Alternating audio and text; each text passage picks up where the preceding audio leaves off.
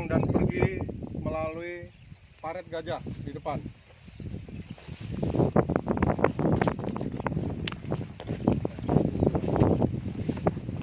Dan ini adalah penyeberangan keluar masuknya gajah dari area persawahan ke Belukar Desa Bisebulu.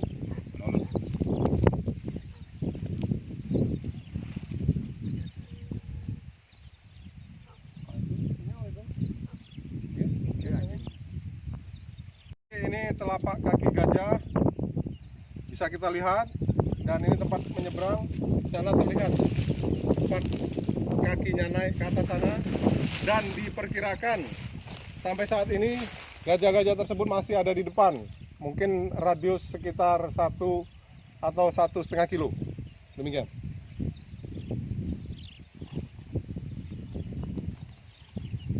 Siap, Komandan.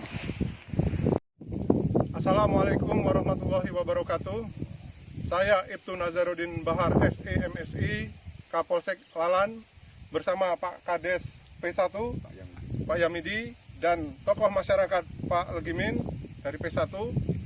Sekarang kami berada di TKP yang tadi malam didatangi oleh serombongan gajah. Kurang lebih 4-6 ekor memasuki areal persawahan desa P1 ini, dan bisa kita lihat ini salah satunya, dan yang di belakang saya yang dirusak oleh rombongan gajah.